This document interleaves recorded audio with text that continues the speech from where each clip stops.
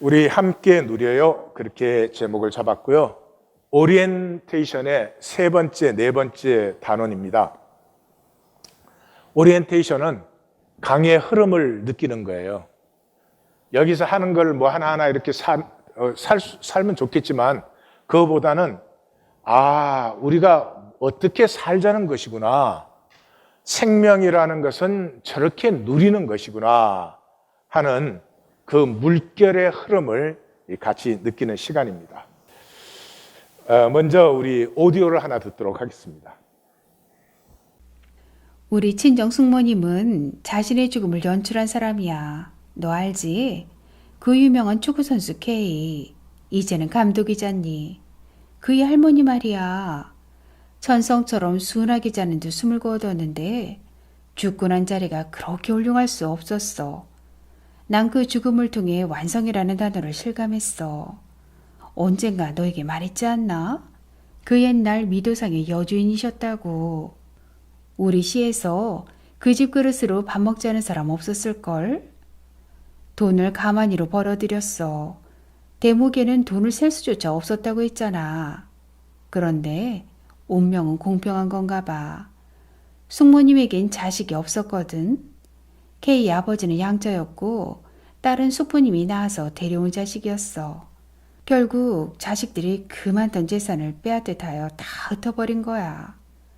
말년의 숙모님은 친정동생 집 문간방에 혼자 살았어. 비참하고 쓸쓸했다고? 아니야. 끝까지 깨끗하셨어. 자식들을 원망하거나 팔자를 탓하지 않았거든. 모든 게 시절 인연일 뿐이었다고 그렇게 말씀하셨어. 숙모님 자신이 준비한 장례는 소박했지만 말할 수 없이 아름답고 경건했어. 숨을 놓기 전 이미 준비가 끝나 있었던 거야. 장례 기간 동안 먹을 쌀과 찹쌀이 한 말씩 준비되어 있었고 남을 거리는 손질에 냉장고에 얼려놓았어. 고기와 떡은 모자라지 않게 정육점과 방앗간에 미리 부탁해 놓았더라고.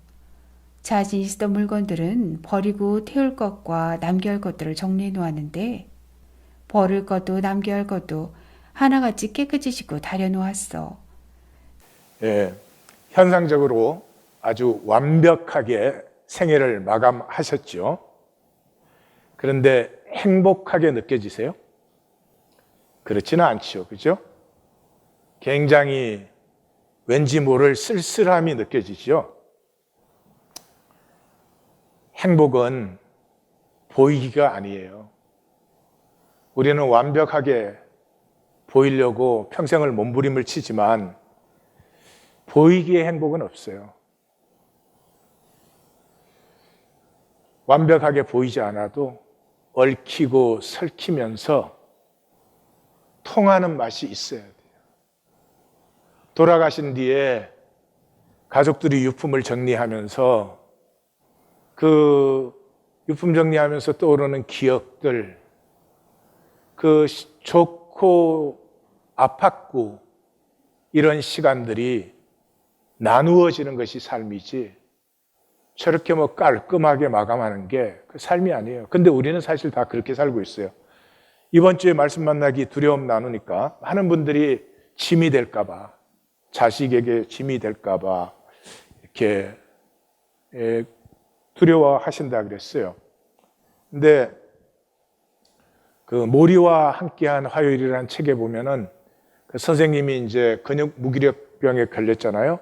그래서 뭐가 제일 두려우세요? 그러니까 내가 마지막에는 화장실도 혼자 못 가는, 그것까지도 남에게 짐이 돼야 되는, 그게 두렵다 그랬는데 이제 시간이 좀 지나고 물어보니까 이제 괜찮다.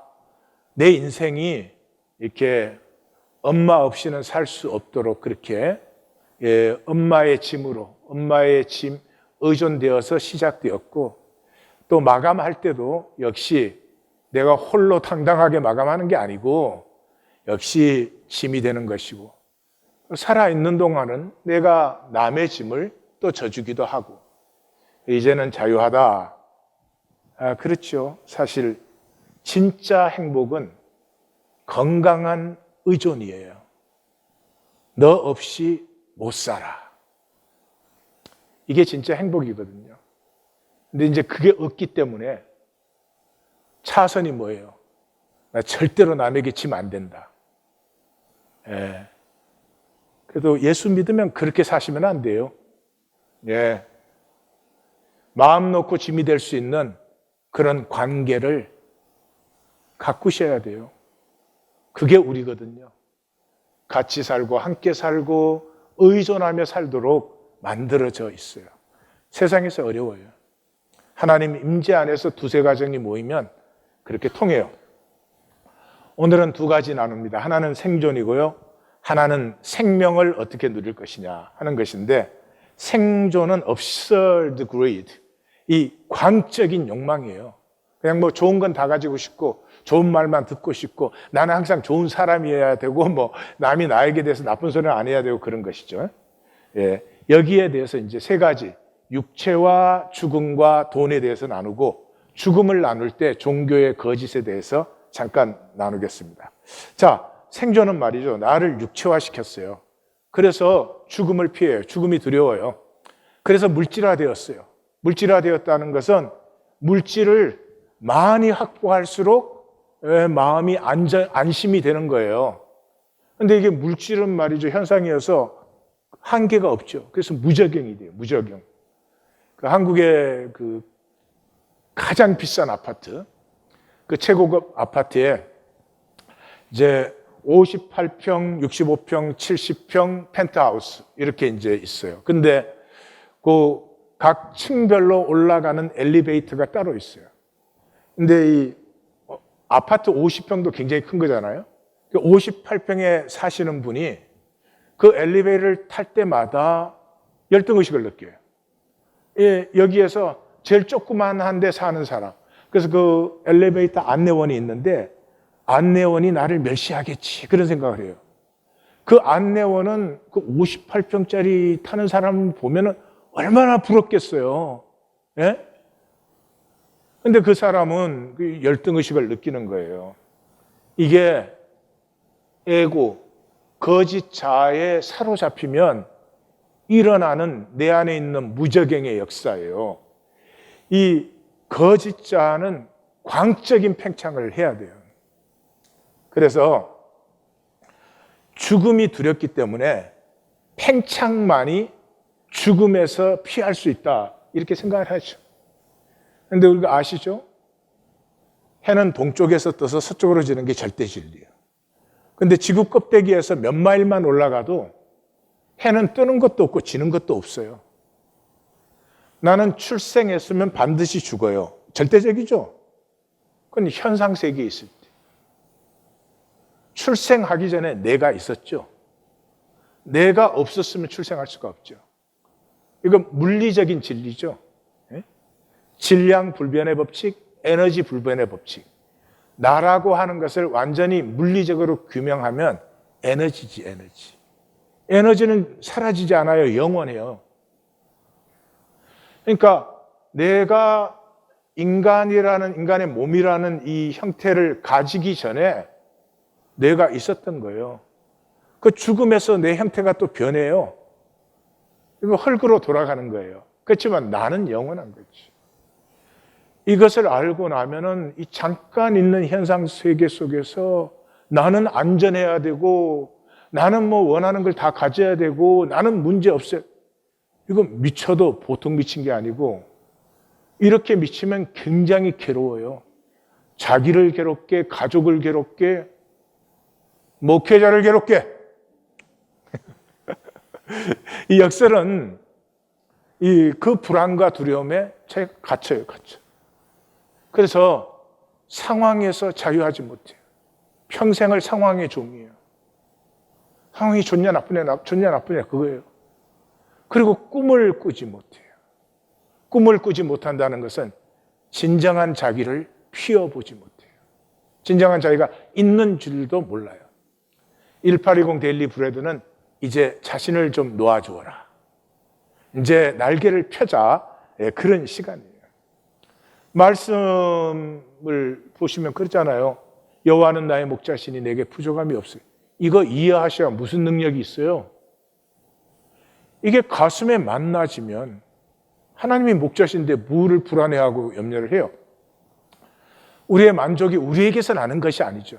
내가 아무리 만족하려고 해도 만족이 되나요? 하나님으로부터 나는 것이죠. 무엇을 먹을까 마실까 입을까 그냥 염려하지 말아라. 너희는 먼저 그의 나라와 그의 의를 구해라. 이건 우리의 일이에요. 그의 나라와 그의 의를 구하는 건 우리의 일이에요. 여러분, 내가 그의 나라와 그의 의를 구하는 게 뭘까요? 내가 하나님 나라를 세워드리는 걸까요? 내가 그런 걸 할 수 있어요? 하나님 나한테 그런 걸 위임시키기 위해서? 아니에요. 그의 나라와 그의 의를 구한다는 것은 내가 기본적으로 하나님이 창조한 나 자신이 되면 되는 거예요. 내가 내 자신이 되면 하나님께서 예비하신 이 연결들이 찾아와요. 그래서 복을 받고 복을 나누고 그런 가운데 삶이 아름다워지고 그런 거예요.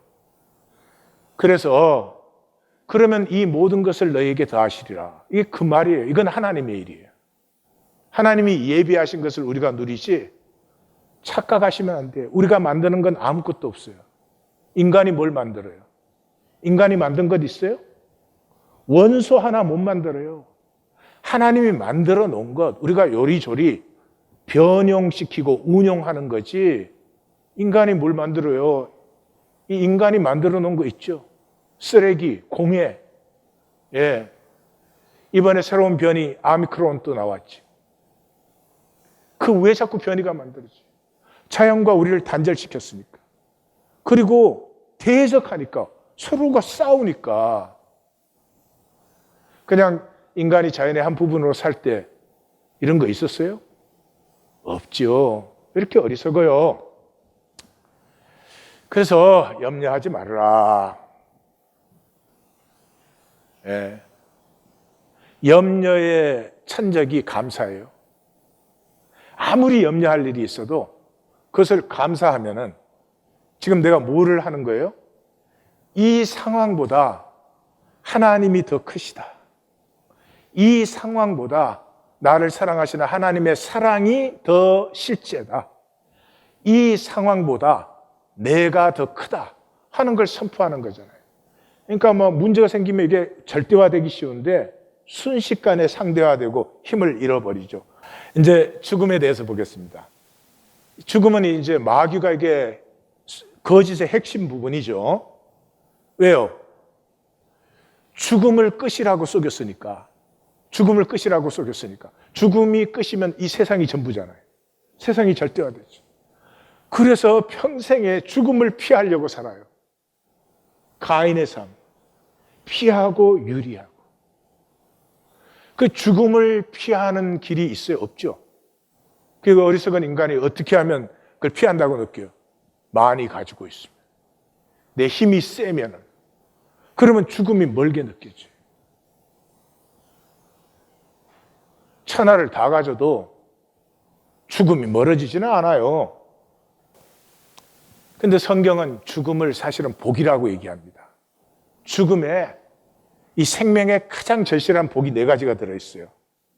죽음에서 하나님과 하나로 회복돼요. 아브라함이 이삭을 제사 지내려고 모리아산에 올라갔죠.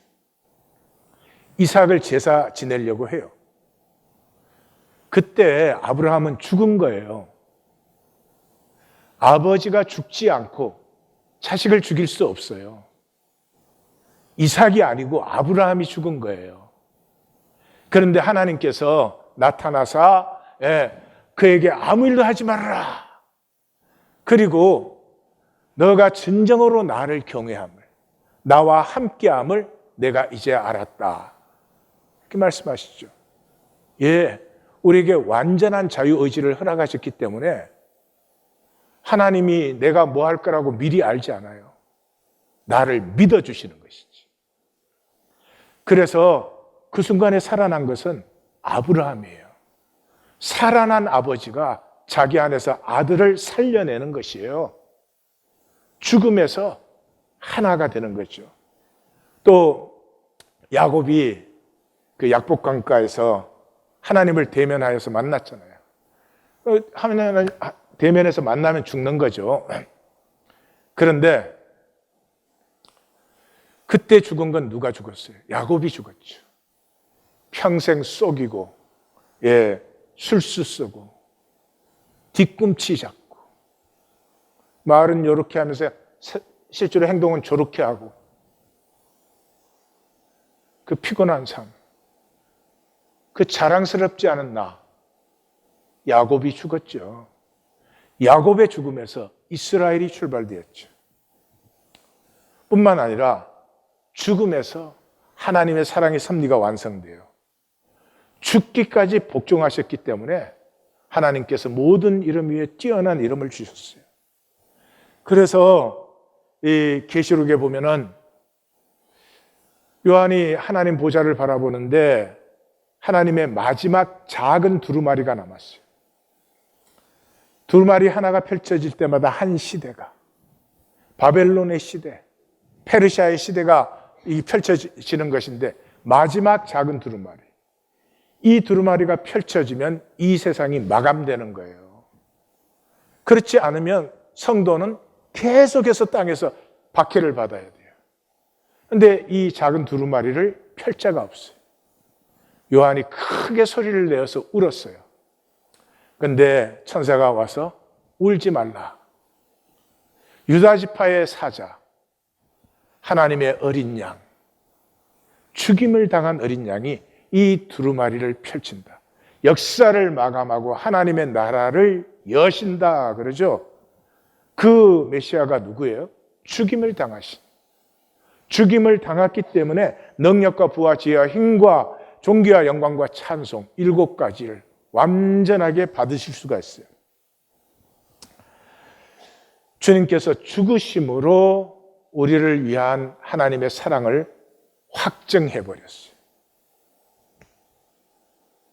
또 주님께서 죽으심으로 우리를 속량하셔서 영원한 약속을 얻을 수 있도록 인치셨어요. 죽음에서 사랑의 섭리가 완성돼요.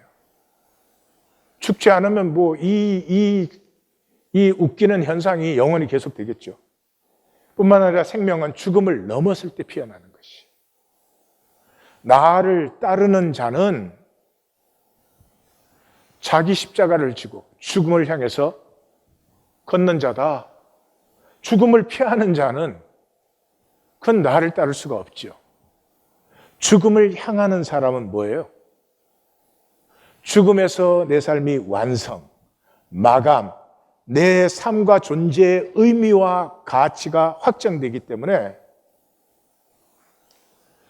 싸울 선한 싸움이 있고 달려갈 길이 있는 것이고 지킬 믿음이 있는 것이죠. 그래서 사도 바울은 나는 날마다 죽노라 뿐만 아니라 죽음에서 영원한 나가 확정돼요. 예수님께서 십자가의 죽으심으로 찬송받을 자의 아들, 하나님의 아들 그리스도다. 권능자 우편에 앉았다가 구름을 타고 오실 그 인자, 심판자다. 역사의 심판자다. 유대인의 왕이란 말은 수도 없이 나와요. 하나님의 아들 이스라엘의 왕. 이거 예수님의 본래의 정체성이에요. 그게 죽음에서 온전히 드러나는 거예요. 그래서 십자가에 죽을 때 예수님이 좀 아플 텐데 내가 좀 참아야 될 거야 뭐 이랬어요?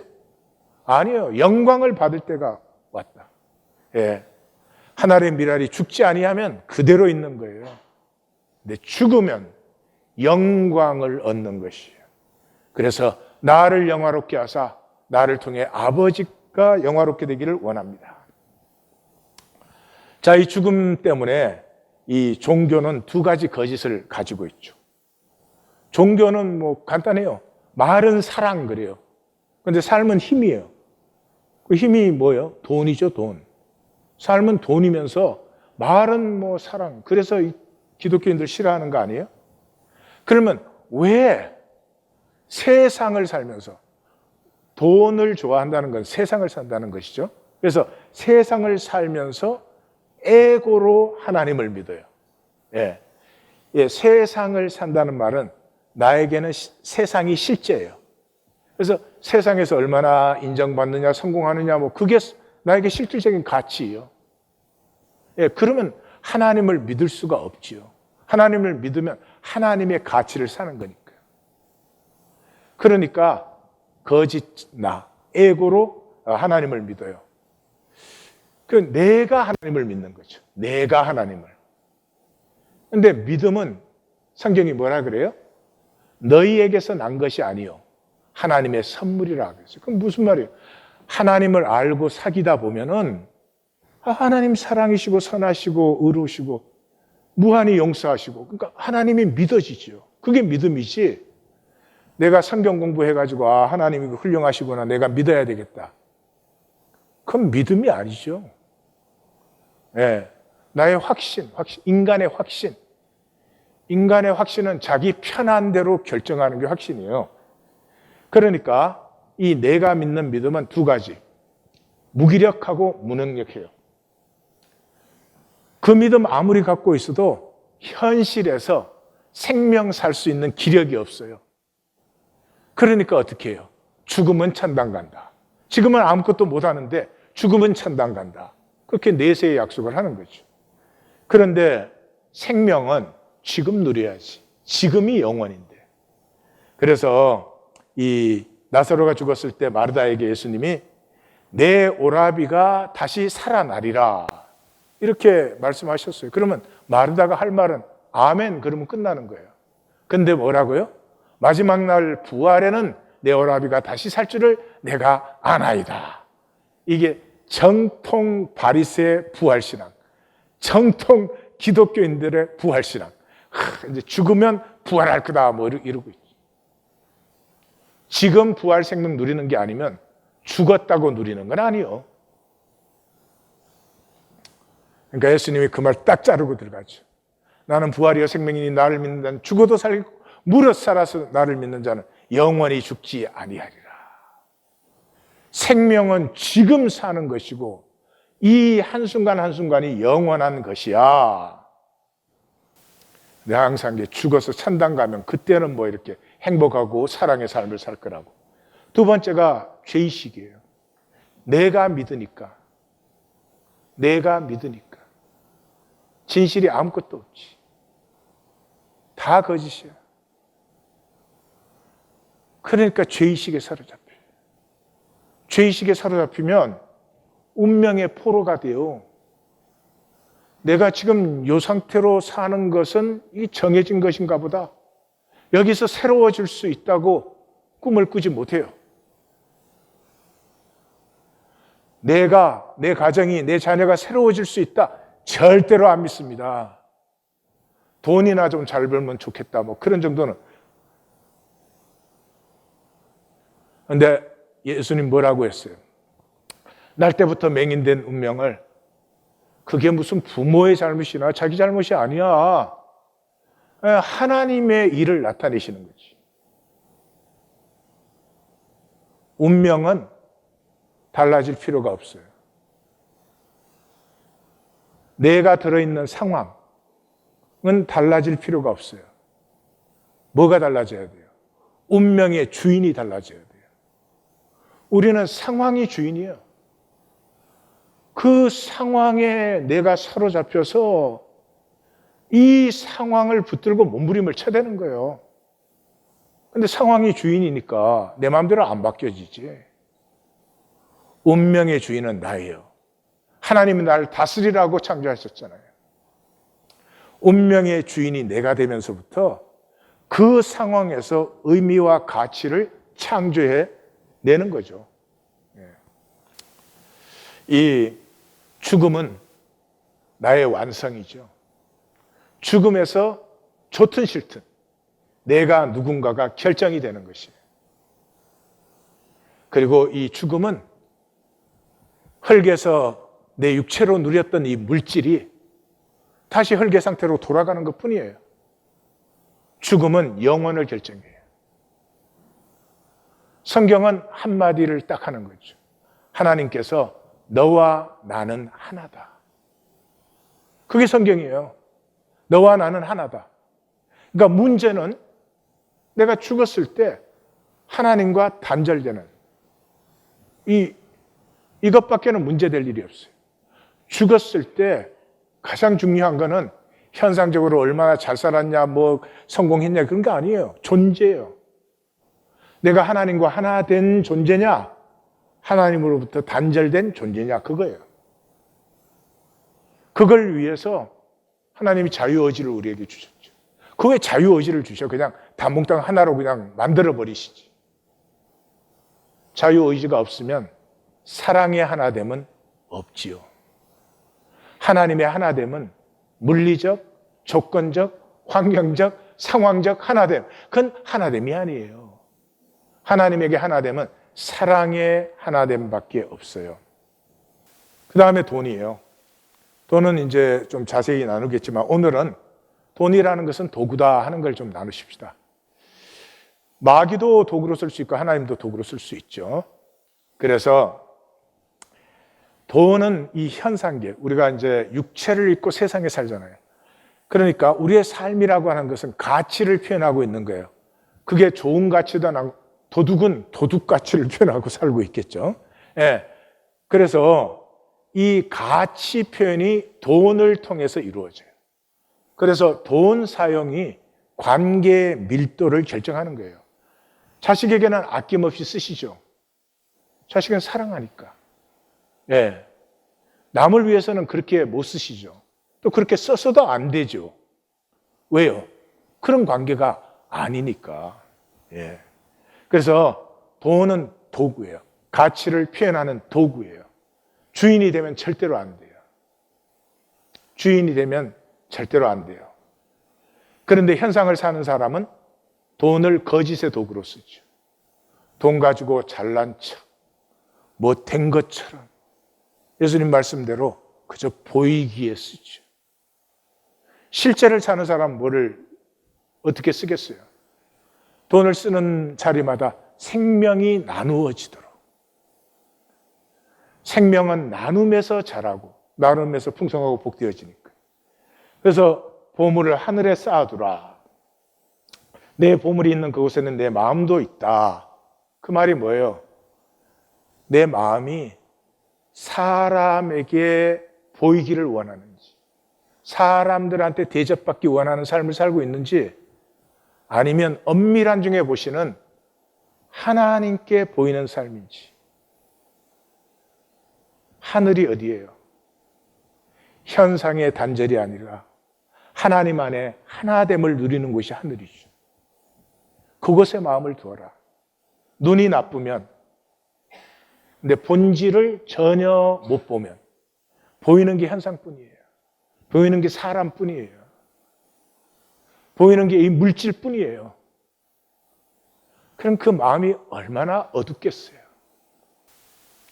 기쁨이 있을 수 있을까요? 욕심의 만족은 있을지 모르지만 기쁨, 행복 그런 것은 없는 것이죠. 너희가 하나님과 저물을 겸하여 섬기지 못하느니라. 섬긴다는 말은 존재를 규명하는 거예요. 무엇을 섬기느냐는 것은 내 존재가 그것에 종속되어 있는 거예요. 그렇기 때문에 영적이에요. 어떻게 섬김을 하나님도 섬기고 재물도 섬겨요? 거짓말이에요. 재물을 섬기고 있으면 하나님 못 섬기는 거예요. 예. 이제 두 번째, 생명 살기. 생명을 산다는 것은 실제적 관계를 누리는 것이에요. 존 켈빈이 그 기독교 강요라는 그 책을 썼는데, 이게 이제 종교 개혁을 완성한 책이고요. 성경 다음으로 성경 같은 책이다. 저도 그렇게 생각을 합니다. 그 시작이 이래요. Faith, 믿음은 knowing God and knowing self. 하나님을 알고 나를 아는 것이다.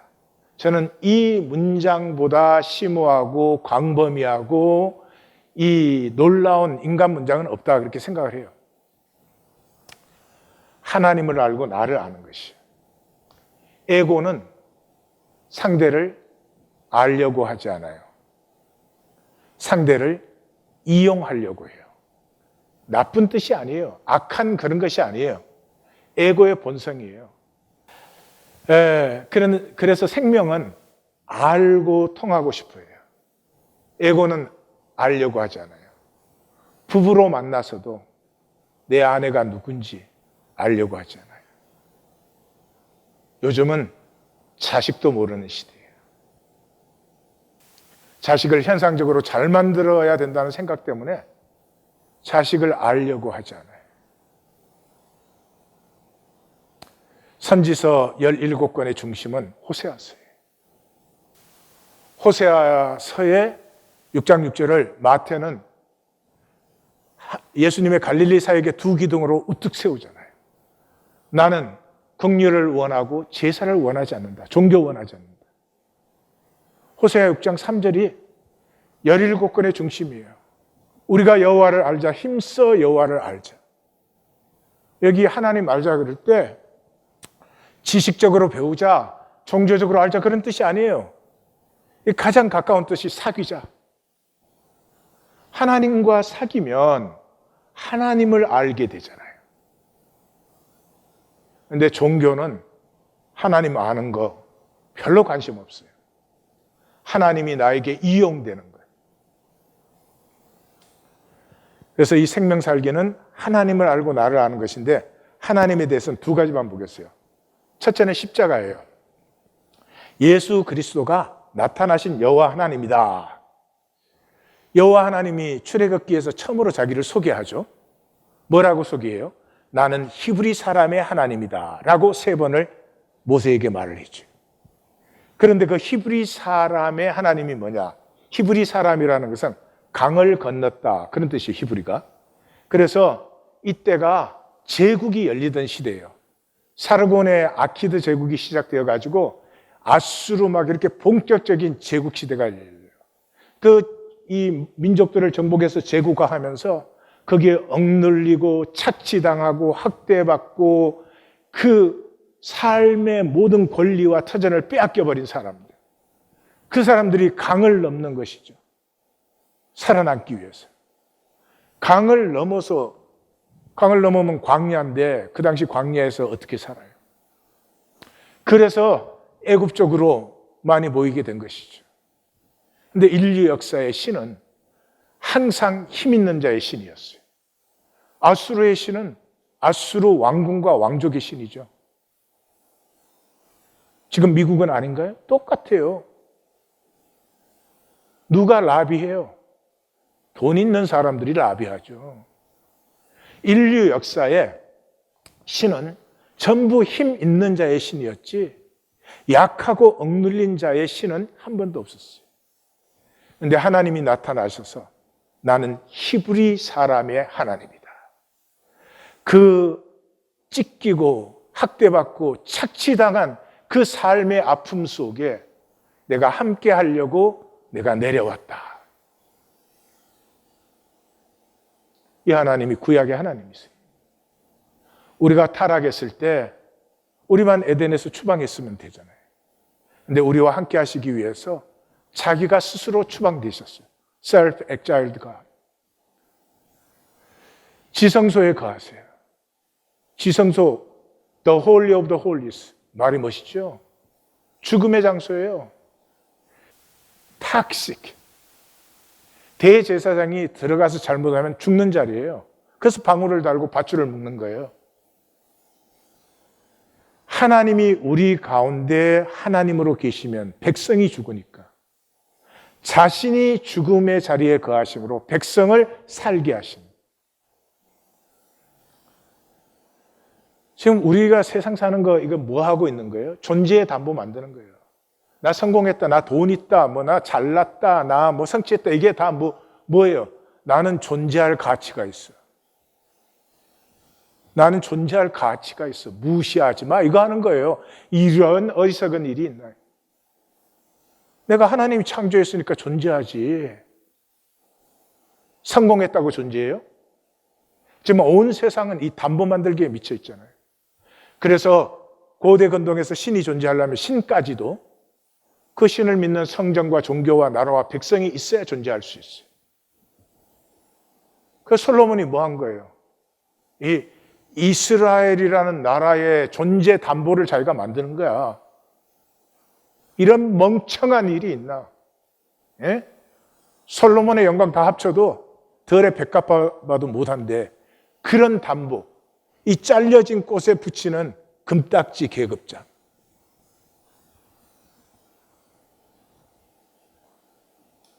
그 존재의 담보를 자기 스스로 폐해버리십니다. 우리를 자유케 하시려고. 구약의 하나님이 나타나신 것이 십자가예요. 백성과 함께 하시며 제국을 넘어 존재의 숭고함을 피워서 자기 생명과 복과 영광을 누리게 하시는 하나님. 두 번째는 임재예요. 이 임재라는 말이 하나님은 초월적이세요. 그 초월적인 하나님이 이 현상계에 나와 함께 그건 내재하시는 하나님이에요. 이 역설이 완성되는 것이 하나님의 임재예요. 그래서 이걸 신학적으로 표현하면 하늘과 땅이 통하는 거예요. 땅에서 매면 하늘에서 매이고 땅에서 풀면 하늘에서도 풀린다 하는 것이 이 초월적인 세계와 나의 현상 세계가 이제는 하나가 되어서 통하기 시작하는 것이죠. 그래서 이것을 제일 잘 보여주는 것이 광야 여정이에요.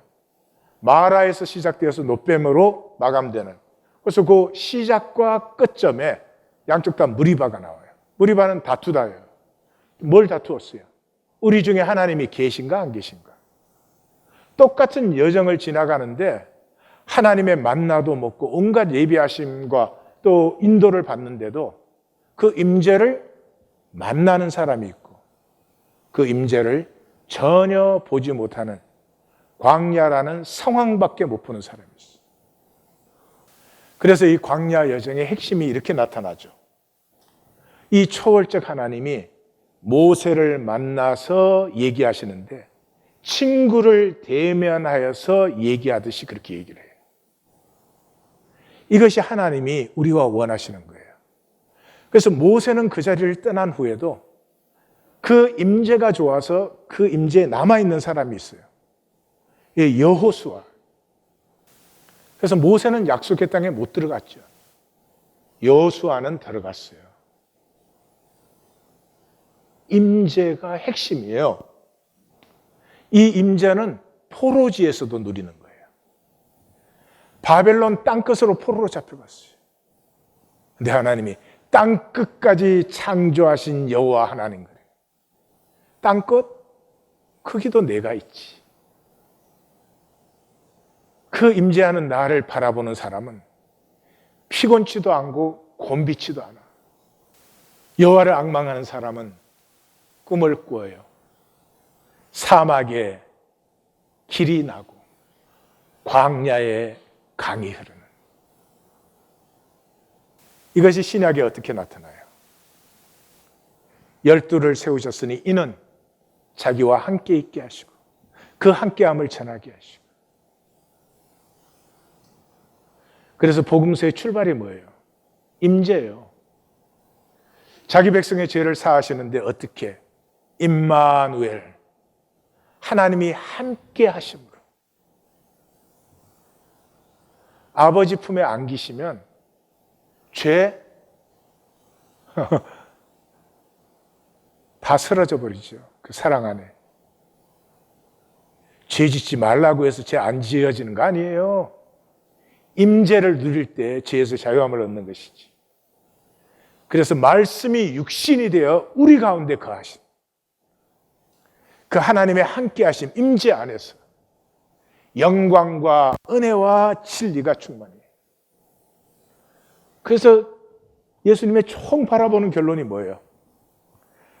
아버지께서 내 안에 내가 아버지 안에 있는 것처럼 그들이 다 하나가 되어서 우리 안에. 이게 뭐예요?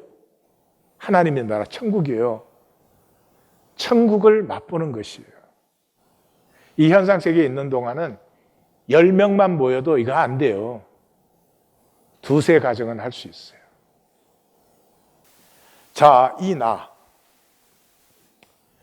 나는 하나님께서 자기의 다스림을 위임하기 위해서 사랑의 존재로 창조했어요. 다스린다가 사랑한다는 말과 똑같은 말이에요, 사실은.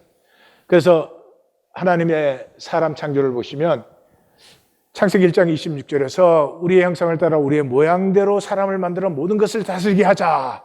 이게 블루프린트예요, 인간 창조에. 28절에서 하나님의 형상대로 사람을 창조하시고 복을 주시고 그들에게 이르시면서 생육, 번성, 충만, 정복하여 모든 생물을 다스리라 라고 다스림을 위임하셨어요. 그럼 어떻게 다스려? 이 다스림의 비밀이 나타나는 곳이 가운데 27절이에요. 어떻게 해요? 하나님의 형상대로 창조했는데 남자와 여자로 창조를 하셨어요. 남자와 여자로 창조했다는 말은 관계적인 존재인데 사랑의 관계적인 존재로 창조를 하셨어요. 그래서 마귀가 이 세상을 속인 것의 출발점이 남자와 여자예요. 이게 출발점이기 때문에 여기를 속이면 온 세상은 거짓 덩어리가 되는 거예요. 그래서 세상에서 남자는 어떻게 남자가 되는 거예요? 예? 돈이요, 돈. 예. 여자는 뭐예요? 여자는 룩, 외모예요, 외모. 근데 사실은 여자도 룩이 아니에요. 돈이요, 돈. 왜냐 그러면 이 세상에서는 예쁘면 돈 많은 사람한테 시집 가는 거예요. 자기 인생이 지피시죠? 예. 그거 믿어요. 웃지만 그걸 믿는다고요. 그 믿음에서 얼마나 보람 있는 관계가, 얼마나 가치 있는 삶이 피어날 수가 있겠어요. 아무것도 몰라요. 그래서 성경은 뭐라고 해요? 아내들이요 자기 남편에게 복종하기를 죽게 하듯 하라. 또 남편들아 아내 사랑하기를 그리스도께서 교회를 위하여 자신을 주신 것 같이 그렇게 사랑하라. 이런 거 읽고 그래요. 야, 지금 시대가 언젠데 아내라고 남편한테 복종을, 그런 게 성경을 믿을 수 있겠냐. 그러니까 그 사람 그 수준밖에 안 보이는 거예요. 남편과 아내가 제일 행복할 때가 언제인 것 같아요? 남편이 아내를 사랑해서 자기를 주는 사랑을 해요. 그 사랑 때문에 남편이 틀려도 복종하고 싶은, 그때가 제일 행복한 상태예요. 그런 행복한 삶을 누리라는 것이지 이게 무슨 명령하고 복종하고 그런 얘기 아니잖아요. 아무것도 모르는 거예요. 그래서 남자와 여자됨에 만유의 비밀이 들어있어요. 남자와 여자가 진정으로 하나 되는 그 길. 나는 너에게 내 자신을 주고 너 역시 너 전체를 나를 위해서 나누어 줄 수 있는 그 길에서 비로소 진정한 하나가 되는 거예요. 그 전까지는 뭐예요? 같이 있는 하나예요. 결혼했으니까 생존 파트너. 네. 같이 있는 하나에서 하나 된 둘. 이렇게 서로 사랑할 때 남편은 남편으로서 어느 때보다 뚜렷하고 아내는 아내로서 어느 때보다 뚜렷하면서도 둘이 하나를 누리는 것이죠. 이 모든 것의 출발점이 뭐예요? 나는 영이에요. 나는 육체가 아니에요. 나는 하나님의 형상이고 하나님의 사랑으로 창조한 존재예요. 나는 상황이 아니고 상황을 보는 봄이에요. 들려서 상황을 보고 상황에 반사하는, 리액트하는 나를 보지만 그건 내가 아니죠. 이 들린 내가 나죠. 이거 가장 잘 보여주는 게 통증이에요. 통증. 이 통증 학자들이 요즘 통증 연구가 많이 발달되는데 통증은 자기가 관심을 기울이는 곳에서 느껴요. 그러니까 관심이 없으면 전쟁 때에 다리가 하나 잘렸어도 그 아픈 줄 모르고 후퇴도 하고 그래요. 그래서 통증에서 자유한 길은 통증을 없애야지, 통증을 줄여야지, 이럴수록 통증에 매달리는 거죠. 관찰자가 되라고 해요. 그래서 통증의 모양, 저는 처음에 읽을 때 통증이 모양이 있어? 모양이 있어요.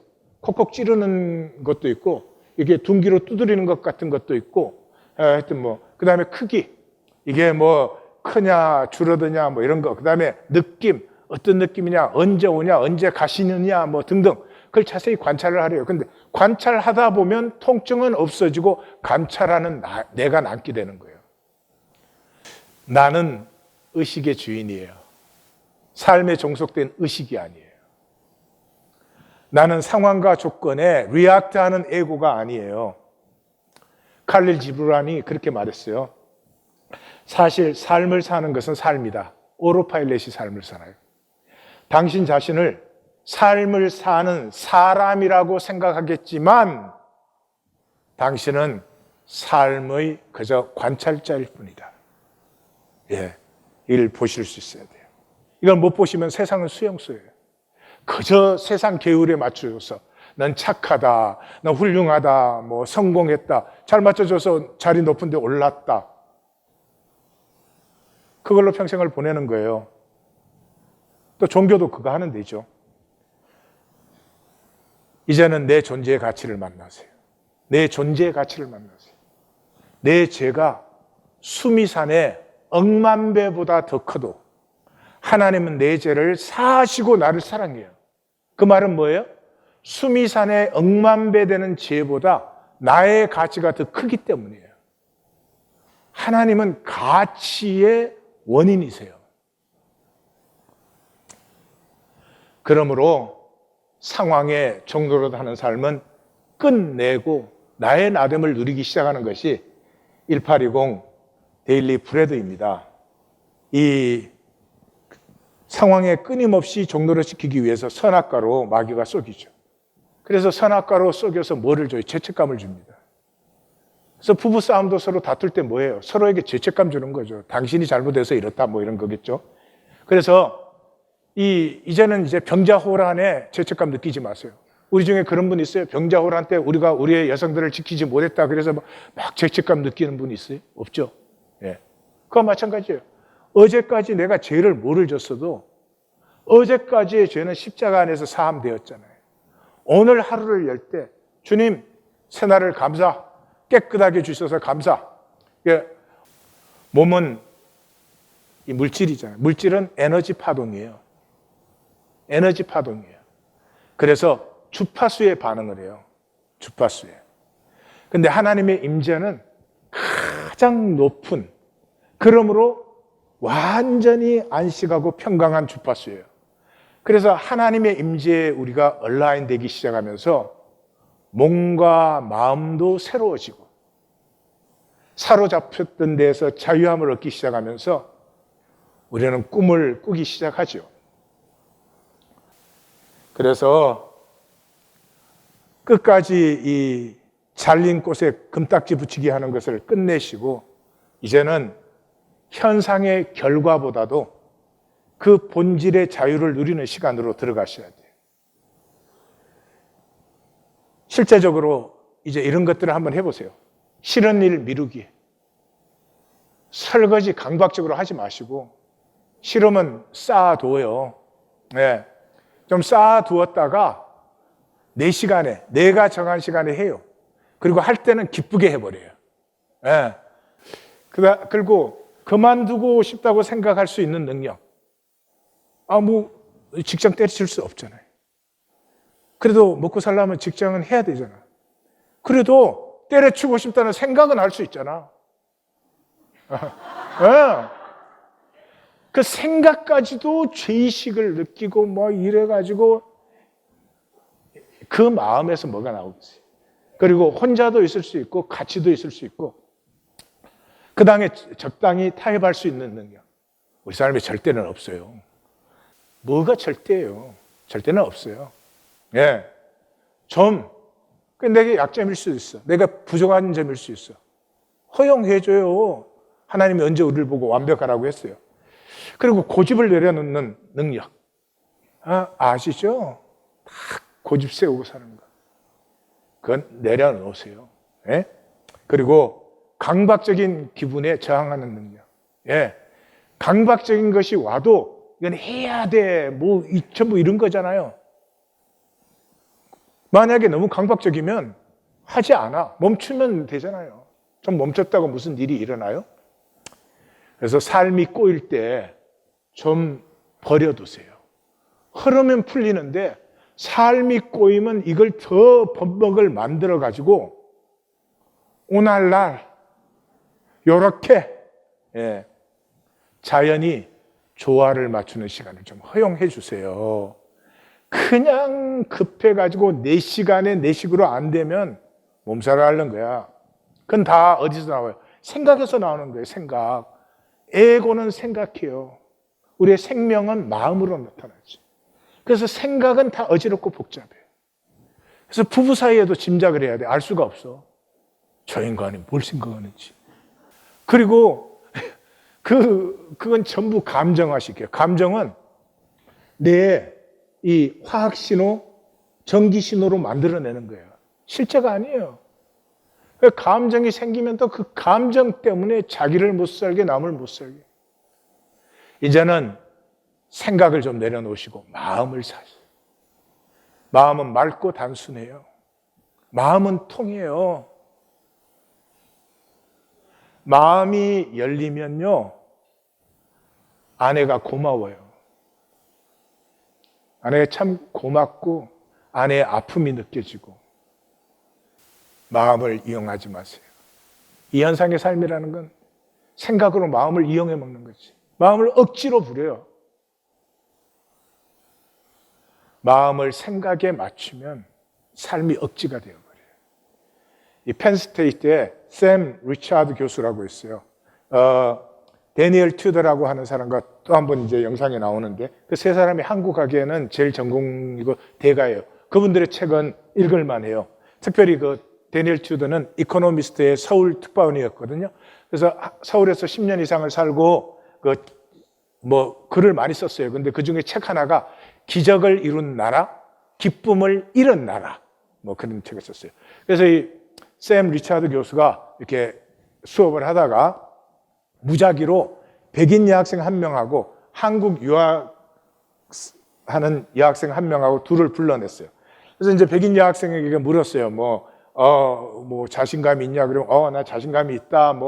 자기가 재능이 있다고 생각, 재능이 많다. 그리고, 공부도 잘한다. 성적도 상위권이다. 이렇게 이제 대답을 해요. 그런데 한국 여학생에게 질문을 던지면 이제 반응이 어떻게 나오는지 한번 보세요.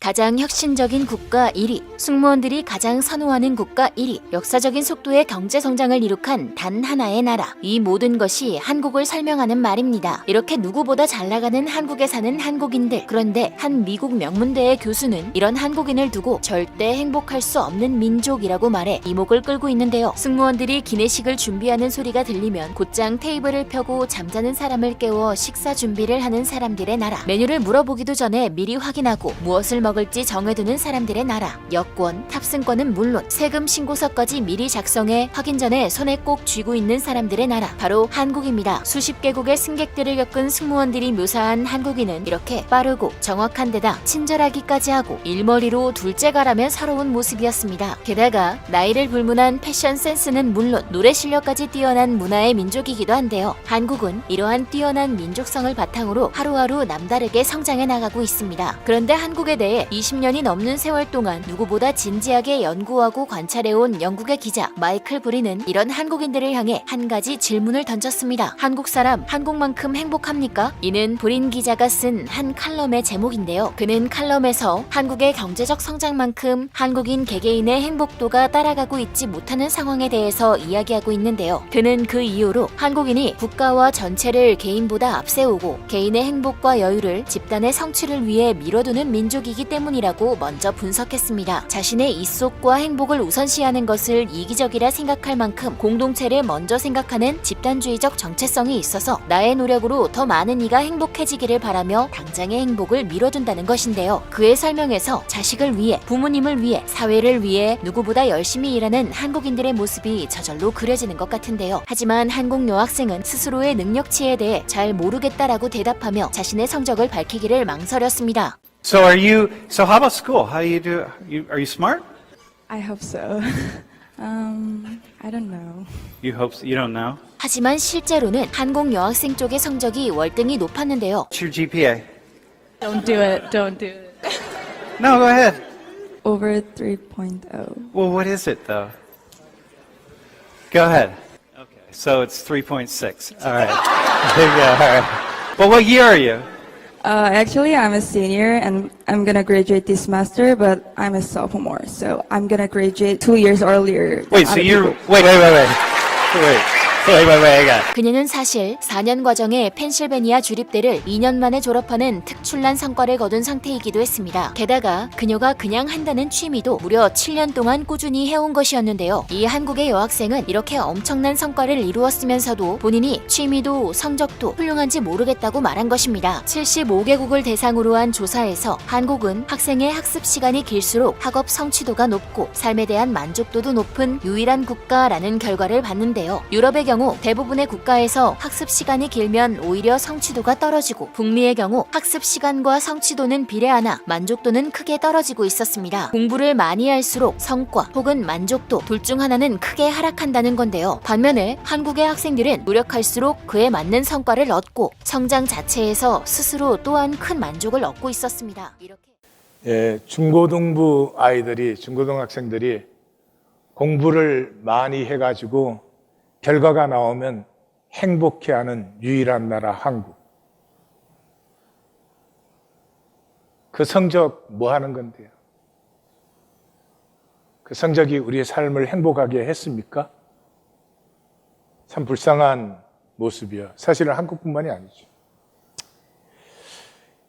현상적인 성취, 성장, 성공에 기가 눌려서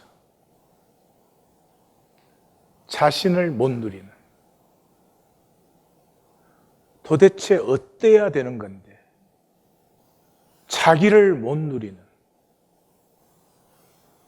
하나님을 알지 못하는, 하나님이 나를 창조하셨는데 그 모든 사람으로 1820 데일리 브레드는 이제 그런 것들과 결별합니다. 생명 누림으로 들어갑니다. 우리 1세와 2세의 가장 큰 문제가 뭐예요? 1세는 헌신적으로 2세를 섬겨줬죠. 근데 2세는 고마워하지 않아요. 왜요? 행복하지 않은 섬김이니까. 자녀를 섬길 때 그 섬김을 즐기고 행복해 했다면 아마 피차 피어나고 참 행복할 거예요. 근데 행복하지 않게 섬겨줘요. 부부 사이에 그거 원하세요? 네가 나를 섬기는데 행복하지 않은데 섬겨줘. 그건 안 섬기는 게 낫잖아요. 우리는 거짓을 넘어서 실제로 들어갑니다. 기도하십시다.